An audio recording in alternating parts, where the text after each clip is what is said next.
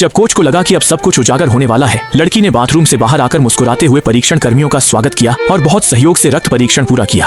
कर्मचारियों के जाने के बाद वह तुरंत निजी अस्पताल गई। डॉक्टर ने उसे बताया कि उसके शरीर में उत्तेजक की मात्रा थोड़ी अधिक है, लेकिन सौभाग्य से यह प्रतियोगिता की सीमा से अधिक नहीं है और उसे गंभीरता से चेतावनी दी, आगे ऐसा न हो। इस तरह उसने एक बार फिर से चैंपियनशिप की प्रतिष्ठा बचा ली। कुछ ही समय बाद नई प्रतियोगिता आई। बीच में उसकी साइकिल की चेन गिर गई और वह लगभग आखिरी स्थान पर आ गई, लेकिन पहले की दवाओं के प्रभाव के कारण वह फिर से तेजी से आगे बढ़ी और चैंपियनशिप जीत ली। पूरे दर्शक खुशी से झूम उठे और उसकी मां को भी उस पर गर्व हुआ। हालांकि लड़की के दिल में कोई खुशी नहीं थी, क्योंकि प्रतियोगिता के बाद एक नया नियमित मूत्र परीक्षण जोड़ा गया था। उसे डर था कि एक दिन सच्चाई सामने आ जाएगी। कोच उसे एक शीर्ष डॉक्टर के पास ले गया, जिसने कहा कि अगर वह इस बंद केबिन में 3 घंटे सो लेती है तो उसके मानक सामान्य हो जाएंगे, लेकिन इसके लिए $1 लाख का भुगतान करना होगा। श्याओ मेई ने बिना हिचकिचाए चेक निकाल दिया। एक बार फिर से वह संदेह से बच गई, लेकिन नदी के किनारे चलते हुए खून बहने से कैसे बचा जा सकता है। कोच अचानक एक बुरी खबर लेकर आया। जो निजी डॉक्टर उनकी धोखाधड़ी में मदद कर रहा था, उसे पुलिस ने गिरफ्तार कर लिया है। श्याओ मेई ने यह सुनते ही घबराहट में घर लौटकर सभी दवाओं को कोच के साथ मिलकर सबूत नष्ट कर दिए।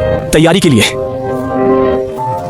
सारा दोष डॉक्टर पर डाल दिया, यह दावा करते हुए कि उसे कुछ भी पता नहीं था। हालांकि जब पत्रकार ने अचानक बंद केबिन के बारे में पूछा तो माहौल अचानक तनावपूर्ण हो गया। कोच ने तुरंत बयान को रोक दिया और उसे लेकर जल्दी से बाहर निकल गए। हालांकि उन्होंने दवा के मुद्दे को किसी तरह समझा दिया, लेकिन बंद केबिन की बात को समझाना मुश्किल था। और भी बुरा यह था कि संघीय सरकार ने फोन करके सूचित किया कि संदेह के कारण उसकी पेशेवर लाइसेंस का नवीनीकरण नहीं हो सकता। पिता ने पैसे से समस्या हल करने की कोशिश की, लेकिन उसे सख्त मना कर दिया गया। उन्हें स्पष्ट रूप से बताया गया कि जब तक वह पूरी तरह से चिकित्सा परीक्षण नहीं कराते और बंद केबिन की घटना का उचित स्पष्टीकरण नहीं देते, तब तक उनकी प्रतियोगिता की योग्यता स्थायी रूप से रद्द कर दी जाएगी। कोई और रास्ता न देखकर श्याओ मेई कोच के साथ विदेश जाने की कोशिश करती है, लेकिन उन्हें बताया गया कि प्रक्रिया पूरी करने में 1 सप्ताह का समय लगेगा और वे आने वाली प्रतियोगिता के लिए समय पर नहीं पहुंच सकते। मजबूरी में उन्हें भाग्य पर छोड़ना पड़ा। इसी दौरान श्याओ मेई ने गहन मानसिक संघर्ष के बाद आखिरकार यह निर्णय लिया कि वह अब उत्तेजक का उपयोग नहीं करेगी, लेकिन कोच ने इसका कड़ा विरोध किया, क्योंकि उसकी असली क्षमता के आधार पर बिना दवाओं के समर्थन के वह सबसे पीछे रह जाएगी। अंततः दोनों के बीच अनबन हो गई, लेकिन श्याओ मेई ने फिर भी रोजाना प्रशिक्षण जारी रखा और पूरी तरह से अगली प्रतियोगिता में ध्यान केंद्रित किया। इस बार उसने किसी भी दवा का सहारा नहीं लिया।